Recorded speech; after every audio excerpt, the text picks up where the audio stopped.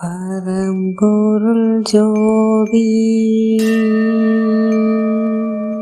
பரம்பொருள் ஜோதி பரம்பொருள் ஜோதி பரம்பொருள் ஜோதி. இறைவன் மீது அன்புடையோருக்கு வணக்கம். எனது பெயர் சிங்கை மீனாட்சி. விழுப்புரத்திலிருந்து உரையாடுகின்றேன். பகுதி 24. மகான்களின் மகத்துவம். பரம்பொருள் ஜோதி பரம்பொருள் ஜோதி பரம்பொருள் ஜோதி பரம்பொருள் ஜோதி பரம்பொருள் ஜோதி பரம்பொருள் ஜோதி பரம்பொருள் ஜோதி பரம்பொருள் ஜோதி. அதாவது மகான்களை பற்றி நினைப்பதற்கும் மகான்களை பற்றி உரையாடுவதற்கும் அரும் பாக்கியம் செய்திருக்க வேண்டும். அந்த பாக்கியம் நமக்கு கிடைத்தமைக்கு மிக்க மகிழ்ச்சி அடைகின்றேன். அதாவது அடித்தளம் உருவாக்குதல் திருக்குறள் போட்டி 48 நாட்கள் குறளும் பொருளும் பார்த்து எழுத சொல்லியிருந்தோம். அதை முடித்தவர்கள் திருக்குறள் அடித்தளம் அமைத்தல் என்பதோட பயிற்சியை கற்றுக்கொள்ள கேட்டிருந்தார்கள். அதற்கான விளக்கங்களை தர இருக்கின்றேன். அதாவது குடும்பத்தில் ஒருவர் மட்டும் மாறியிருந்து மற்றவர்கள் மாறவில்லை, அவர்களுக்கு விருப்பம் இல்லை என்று கூறியிருந்தார்கள். அதனால் ஒருவரை மட்டும் விட்டுவிட்டு மற்றவர்கள் கற்றுக்கொள்ளவில்லை, ஒருவர் மட்டும் திருக்குறள் எழுதி மாறிவிட்டார்கள் என்று முயல்வது தவறான பாதை. குடும்பத்தில் உள்ள அனைவரும் உயிர்கொலை உணவை தவிர்த்து மது புகை இதெல்லாம் நீக்கி வாழ வேண்டும். ஆகவே அதற்காக முயற்சியை அவரவர் குடும்பத்தில் உள்ளவர்கள் தான் எடுக்க வேண்டும். இறைவனிடம் விண்ணப்பம் வைத்து பிரார்த்தனை வைக்க வேண்டும். ஆகவே அடித்தளம் அமைத்தல் என்பது சாதாரண விஷயம் அல்ல. இந்த பிறவியில் உறுதியாக கட்டப்பட்டுவிட்டால் இனி அடுத்தடுத்த காலகட்டங்களில் அடுத்தடுத்த சந்ததிகள் நல்ல முறையாக நாம் வாழ்வதற்கு வழிவகை செய்வதற்கான ஒரு அடையாளமாகும். ஆகவே அடித்தளம் உருவாக்குதல் என்பதை சரியாக அமைத்து கொள்ள வேண்டும். குடும்பத்தில் உள்ள அனைவரும் மாறுமுறை பொறுமை காத்து குடும்பத்தில் இருந்து கொண்டே கல்வியை கற்றறியலாம். ஆகவே அவசரப்பட வேண்டாம்.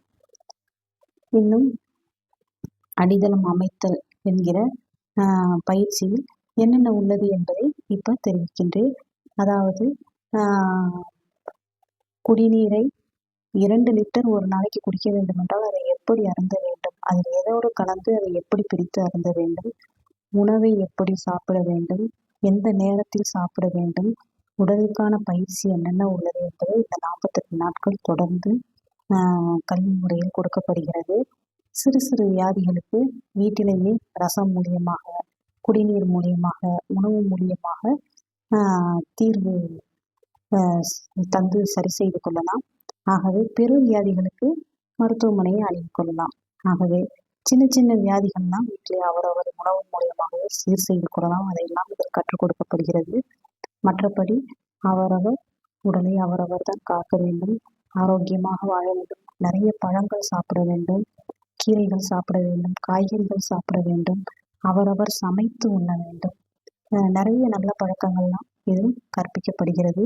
48 நாட்கள் தொடர்ந்து இடைவிடாது 2 மணி நேரம் தனக்காக ஒதுக்க வேண்டும் என்பதை அன்போடு கேட்டுக்கொள்கின்றேன்.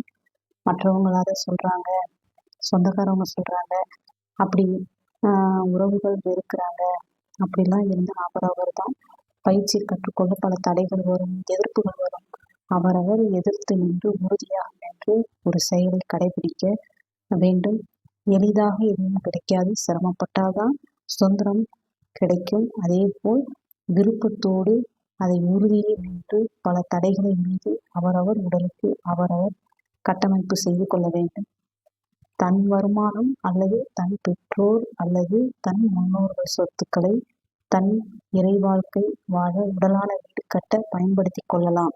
ஆகவே எவரிடத்திலும் போய் கையேந்த வேண்டிய அவசியம் இல்லை என்பதை அன்போடு தெரிவித்துக் கொள்கின்றேன். உடல் ஞான கல்வி என்பது அவ்வளவு எளிது அல்ல, அவ்வளவு எளிதாக எல்லாருக்கும் கிடைத்து விடாது. நல்லோர்கள் தொடர்பு வேண்டும், நல்ல எண்ணம் வேண்டும், அன்பு, மன்னிப்பு, பணிவு, கீழ்ப்படிதல், சரணடைதல் எல்லாம் கடைபிடிக்க வேண்டும். நம்பிக்கை வேண்டும், உறுதியோடு அதில் நிற்க வேண்டும்.